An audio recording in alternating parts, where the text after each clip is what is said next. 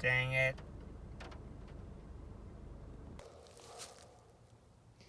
Well, here we are with my 2007 Honda Fit Sport. I wanted to share with you my adventures with this little scoot mobile. I bought this car a couple years ago with a head gasket problem, and it was blowing coolant out of the overflow bottle. And here's this little overflow bottle right here. Yeah, it kept going overfilled and spilling out, and the car wouldn't make any heat there on the inside of the car. So telltale signs that you got a head gasket boo boo, and uh, and actually it was interesting. Once I took the car, I decided to buy it, and I took it home and went through a long process of discovery. And actually, when I found out, the interesting thing was is what caused it to overheat, because it wasn't even actively overheating when I bought it. It just didn't seem to be running that well. I thought it was running okay, but I was unfamiliar with these fits when I first bought it. It was my first one, and so strangely enough, wouldn't you believe that after well, let's say before I pulled the trigger on pulling the head and doing reworking the top end, I had found out that I was running the AC, and with the car just sitting like still, I just had it idling and running. Well, the all of a sudden the compressor started, the compressor belt started squealing like crazy. It just, I mean, it was like the AC compressor was locking up. And what I found out was the condenser coil, which I just showed you, that's a new one. The original condenser coil in these cars, it's made by Denso, and they have extremely delicate fins. And the whole bottom part of that coil on mine was like it was pushed in. All the fins were like mashed in. It's like the bottom, like 30 to 40%, was all damaged, and you could just tell. You just barely touch it, and there you go. And now it's bent. But so I don't know why they were made like that, but I ended up buying like a one from I don't want to say Siemens, but yeah, and it had some anti-corrosion put on it.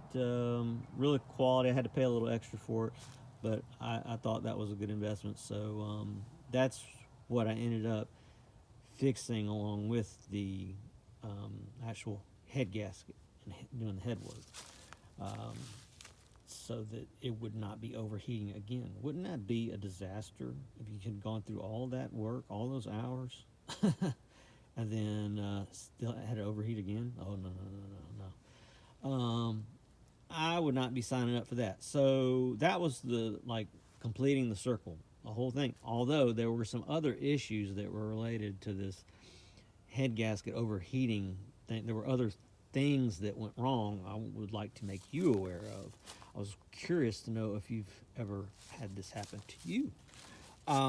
So I noticed that this car had a anti-fouler that was where you put the two, screw them together, and then you insert your oxygen sensor into it to pull it away. And like if your car is not wanting to pass emissions, if it keeps triggering the check engine soon light, then or check engine light,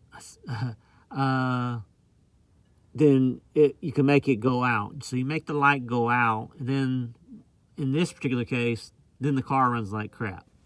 Because let me tell you something, this car, yeah, it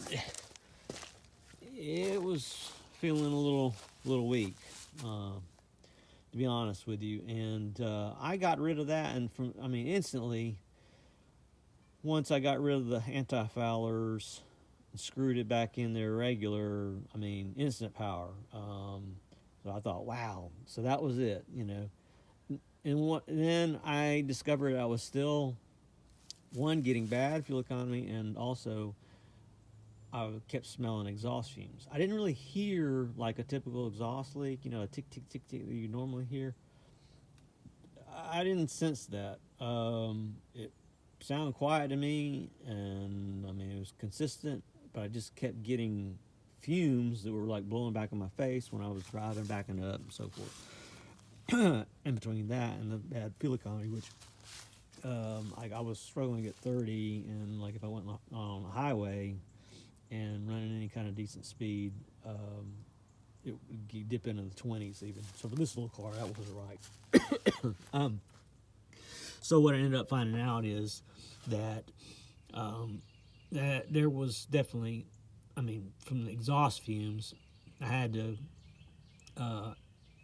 My conclusion is yes, there's an active exhaust leak. So I ended up taking the header off of this one, and I found the exhaust, the flange,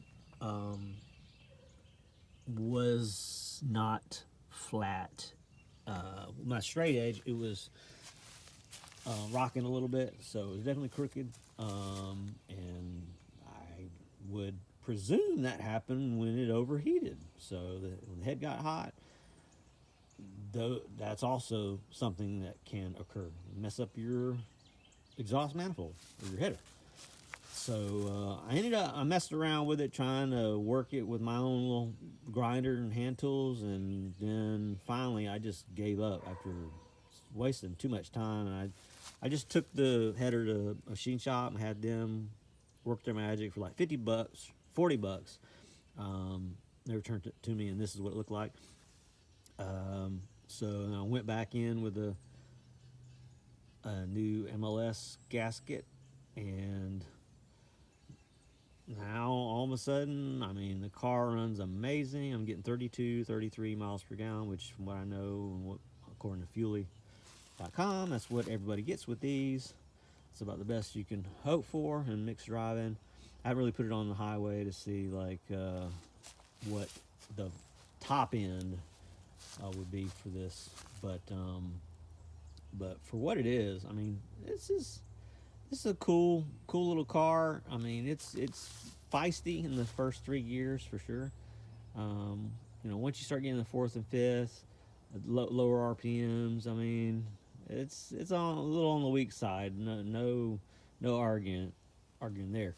But once, I mean, stoplight, it doesn't struggle. Have you ever seen one of these cars on the road and thought, well, yeah, it seems to be getting along pretty well? They do. They really do. They don't strain and struggle under most conditions.